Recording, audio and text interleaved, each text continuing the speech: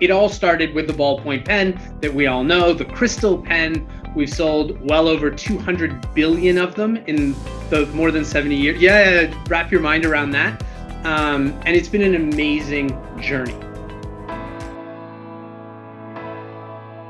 Welcome to a new episode of the Ball Club, Conversations with Leaders, available as a webinar and on podcast. Today, we welcome the specialist in writing instruments, lighters, and razors, a unique moment of exchange that will allow you to discover or rediscover one of the world's leaders in school supplies. Thanks to excellent strategic decisions, innovations, and the group's teams, BiC is able to maintain a high growth dynamic.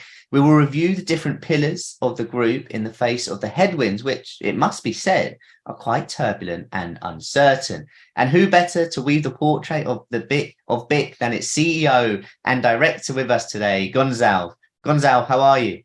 I'm great, Sam. Thanks so much for having me this morning. Amazing. And you're logging in from Paris, is that right? I am. Amazing. Good to have you with us. I mean, look, we've got about 30 minutes. And I guess to kick us off and to sort of lay the groundwork, I would like to sort of start by introduce BiC and its history. How do you define BiC's identity today, its divisions, its business model? Wow, that's a broad question, but thanks so much for having me and giving me the opportunity to lay out a little bit of the history of our family's company. So it is a family company. My grandfather started it here in France, probably 500 yards from where I sit this morning, over 70 years ago, with a very simple premise that we needed to bring new products to the hands of consumers, millions at the beginning, today billions of consumers daily, that really brought simplicity and joy to their everyday life through the democratization of products. And it all started with the ballpoint pen that we all know, the crystal pen. We've sold well over 200 billion of them in the more than 70 years. Yeah, wrap your mind around that. And it's been an amazing journey. He was a visionary man and quite quickly said, I need to go farther than I can see, right? And so very quickly we extended into some neighboring European countries, but quite differently to most of his contemporaries, he also launched BiC in Brazil over 60 years ago, BiC in the United States over 60 years ago, and many African countries as well. So today we're a global, a very international company in over 160 countries.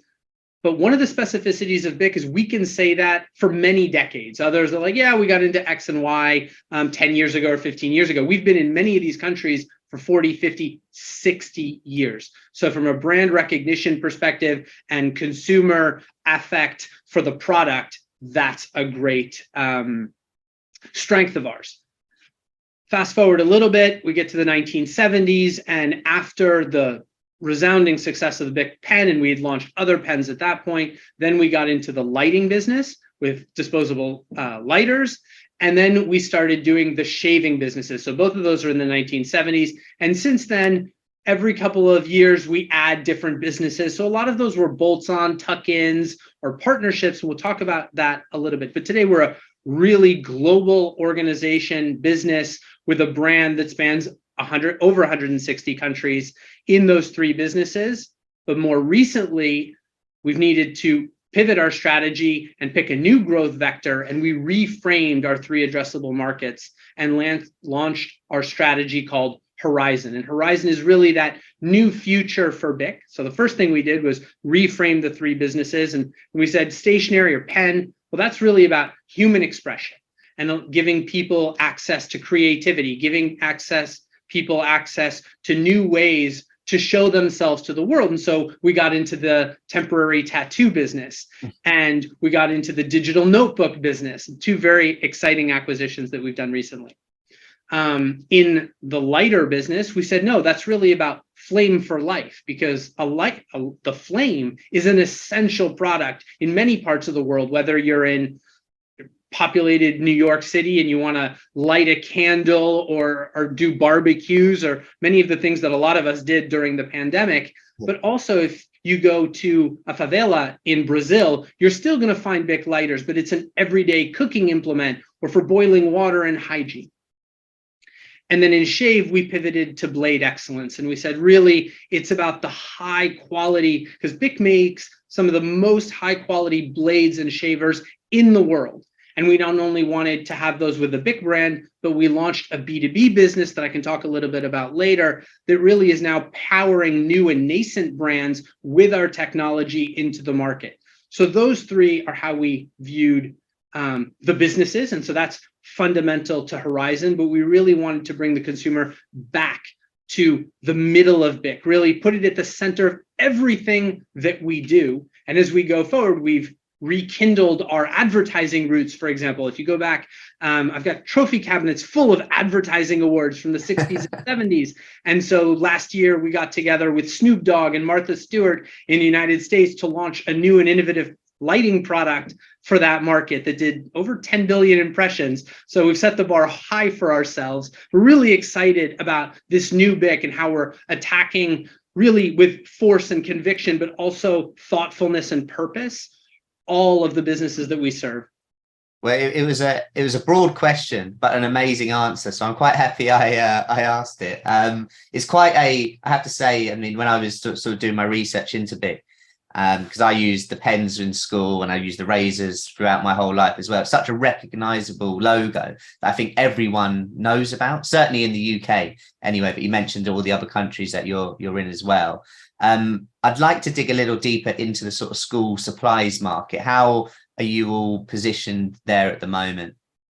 We've had a great start to the year in the school supplies market. We're just finishing up the Northern Hemisphere back to school. So you're talking Western Europe, North America. We'll do the other part of the world in the first quarter of the year.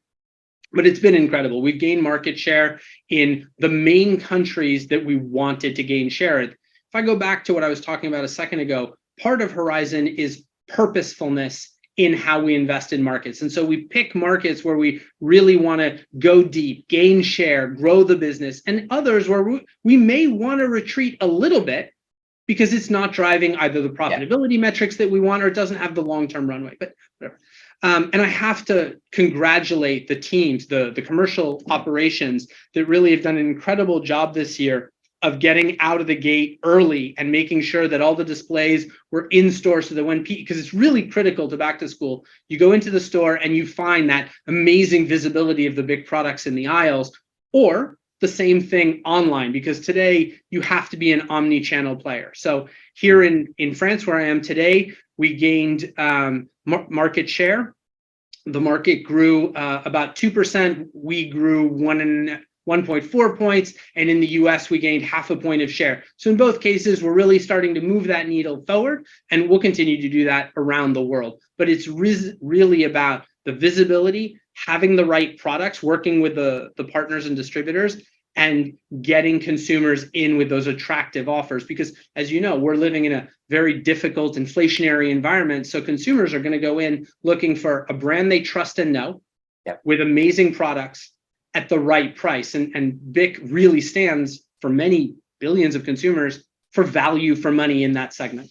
Yeah, I mean, we can talk a little bit in time about the inflationary environment at the moment, how that affects things. And I guess before we go on to that, we can talk about BiC's main competitors that you see. How would you describe BiC's competitive advantage? I mean, the fact that you sold 200 billion pens is up there, but how do you see that at the moment? So in the stationary business, really, so not the total human expression, but just that stationary business, we're number 2. We have about 8% market share. The number 1 also has about a little bit more than 8% market share. And we're the 2 big global players. Then underneath that, you've got a few regional players. Think about Faber-Castell, think about Pilot, think about Stabilo, those types of players. And then after that, you have a plethora of really local players. And the best example I can give is a company we acquired about a decade ago, which is the number 1 in India, a very populous country. We have over 20% market share there. It's a brand called Cello, but that you in the UK or consumers here in France won't know. And that's a specificity of the stationary pen market, if you will, that it's really fragmented. So again, it comes back to the brand that people know, trust, and love, products that are iconic and recognizable, and making sure that quality of the product is really at the center of everything that we do. Because that's that promise that we make to the consumer, that each and every pen, lighter, shaver, but in this case, pen that we sell you will last. And why is that important? Well, in some countries that you may think, well, that's important because I don't want to have it stop when I'm taking notes in a meeting. But if you project yourself, and I vividly remember a discussion I had with a mom in a North African country when we were doing focus groups a decade ago. And she said to me, sir, I can only buy one pen for my child to go to school with per year. I buy BiC because I know that pen will never fail my child. And that's the access, the education is the access to a better life for him than I had for myself. That's a pretty incredible promise that the brand makes with consumers. And it's something that I take super seriously, because that's that promise I have to make good on 30 million times a day with our products. Yeah, I mean, that's a great story and a great, I guess, advantage of the company and the product. You mentioned earlier about the inflationary environment. I think it's a pretty tough time for everyone at the moment. If we look at the sort of the macro environment at the moment, we talk high inflation, still some supply chain issues. We got fear of recession in most places. We've got the FX headwinds, which we're seeing in Europe and certainly the UK at the moment. And we've obviously got the geopolitical tensions as well that have been in the headlines this year, which I'm sure affects you like pretty much every other business at the moment. How are you coping with that back to school period that we've just experienced? You said obviously it was a good one, but how did you cope with it? How did you ensure that it would be good? So I would point to three different things. The first of which is a very historical part of the equation, which is we're very geographically dispersed, which allows us to have natural hedge in our supply chains and our production sites. So during the pandemic, and now during the other crises that you enumerated, we're able to make sure that mitigating across our platforms, all of our customers and therefore consumers around the world have the products that they need at the right time. It wasn't easy. And during the pandemic, there were a bunch of shifts, but we never shut down a plant for lack of raw materials we only did it when we had to by national decree. And really, that's a strength of BiC. The second one is we're really a value for money company in many ways, right? We want to be both value and valued. So valued is that emotional connection. It's the simplicity and joy that I bring to everyday life through the brand, but also the value side of the equation, where again, the consumer goes in and goes, I know that that's a high quality product at an affordable price with a brand that I trust. So that makes the equation work. And then it goes back to innovation and delighting consumers with either new products or refreshed products that they want to buy. And that's where the temporary tattoos come in and many of the other businesses. But in the stationery business, it's also about bringing color and fun and creativity that allows them to unlock themselves every day. Yeah. And I guess as a business to do well and get through the last sort of 3 years or 3-4 years is a big plus, a big sign, because there has been challenges, I think, that are clear for everyone. So to get through the other side or nearly through the other side, I think is a massive plus. We've certainly over the last few years, it's been accelerated, but we've taken this sort of digital turn in the world, haven't we? Where and I'm sure that was accelerated through the pandemic. Many use tablets in schools, or which I guess could argue, does that reduce the need for stationery in school? How has BiC supported and integrated this change into its development strategy? We really put that question at the heart of our reflection when we were designing the Horizon plan. Yeah. And the conclusion that we came to is it's not an or statement. It's not pens or tablets. It's an and statement. And what I mean by that is when you think about childhood development, neuromotor development, everybody is in agreement that the pen to paper connection is super important for students around the world. So, even into the decades to come, you're still going to see students learning to write and learning to form letters, because it's very important to a lot of childhood development. For sure, in offices, we're seeing more tablets. In universities, you're seeing more laptops. That's why we invested a little bit over a year ago in a digital notebook company in the US called Rocketbook. That's been super exciting for us. And it's the beginning of a digital writing strategy where we participate in the growth of that market, as well as continuing to grow in the historical pen stationery business. And that's why it's total human expression. So we really want to participate in all the growth vectors, and make sure that that BiC brand or that Rocketbook brand really stands for value, with an emotional connect, and that the products are high quality and the consumers really attach to them the way they have with the Crystal or the 4-color pen historically. Yeah, of course. Yeah, I suppose it's so important to keep on top of these world trends and make sure you're moving with the times. And yeah, it seems like you guys are doing that very well. We've got a couple more questions. We covered a little bit of this question and answer already, but how is the BiC Group innovating in new markets to develop for the future? Is it a case of, you have like big meetings and you then say, okay, look, we're going to go through this area, or we're going to diversify and maybe have a little bit of this, a little bit of that? How does it all come together? Well, I think big meetings in the COVID environment, nobody was doing those. We all did mega Zooms, but not big meetings. No. More seriously, one of the fundamental pillars of our Horizon strategy was bringing the consumer really to the center of what we do. And that meant we reorganized all our innovation teams. We took the R&D teams, we took the marketing teams, we took the consumer insights teams, and we put them into one group called Insights and Innovation. And what they do is they generate insights through data work. Now, that data work can be focus groups, but it can be also massive studies of hundreds of thousands of consumers around the world to generate what's the next color, what's the next shape, what's the next use. And then that goes through the funnel. And it works both on product, but also on theme. And that's one of the things I want to call out. Is one of the big fundamental things that I think we're all focused on today is sustainability. And so they're also working on next generation materials, next generation manufacturing, improvements in how we manufacture things. And when we launched Horizon, we set some really big, meaty commitments for ourselves. The first of which is 100% reduction of virgin plastics in all of our packaging by 2025.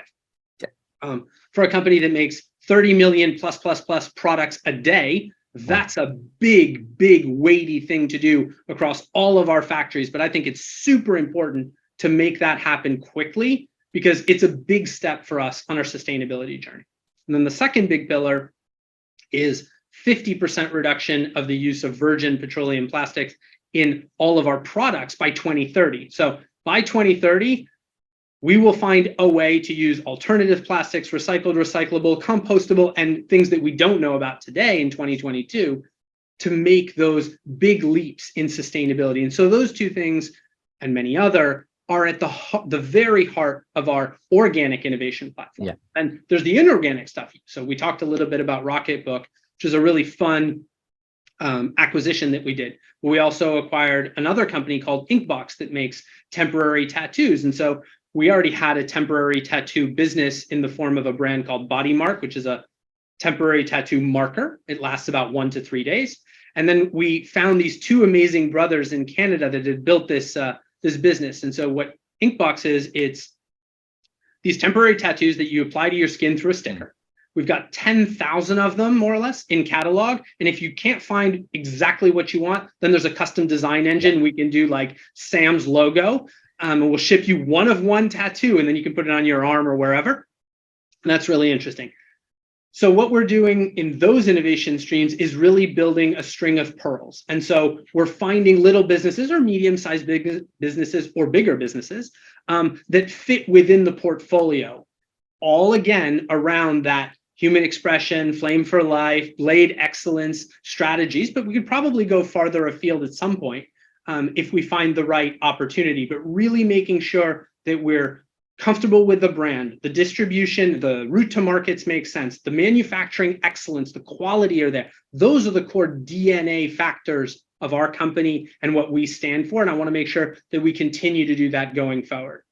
Yeah, amazing. Last question. Last January, I believe it was, BiC launched its second share buyback program with an ESG component. You mentioned a little bit, about the pillars of ESG there as well, and how important that is to the business and going forward.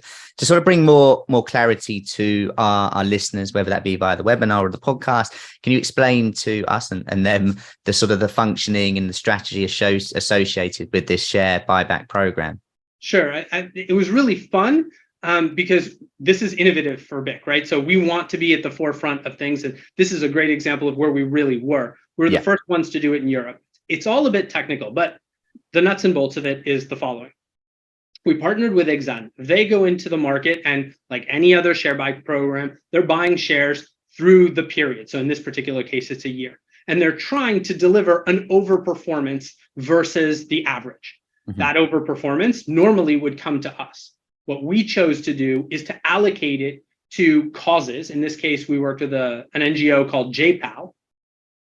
JPAL does lots of things, but JPAL offered us the opportunity to allocate those money to education groups and innovation programs. So very, very consistent, not only with all of our ESG commitments, but also our commitment that's very important to me personally on education. One of the other things that we've done as part of our strategy is we made a commitment to help the improve the learning conditions of 250 million students by 2025 globally.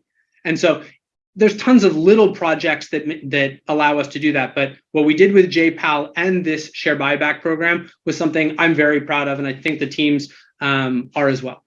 Yeah, amazing. Well, yeah, it's a great idea, and it's been great to have you on, Gonzalve. I mean, a few things really stick out to me. One, the 200 billion pence sold. I mean, that is just insane when you think about it. But the fact that you're making 30 million a day, I guess it's all going to add up to that anyway. And the 7 quarters of growth and the market share increases is great to see, and the plans for the future. So Gonzalve, it's been a pleasure to have you on. Thank you, Sam. Really appreciate it. Thank you very much.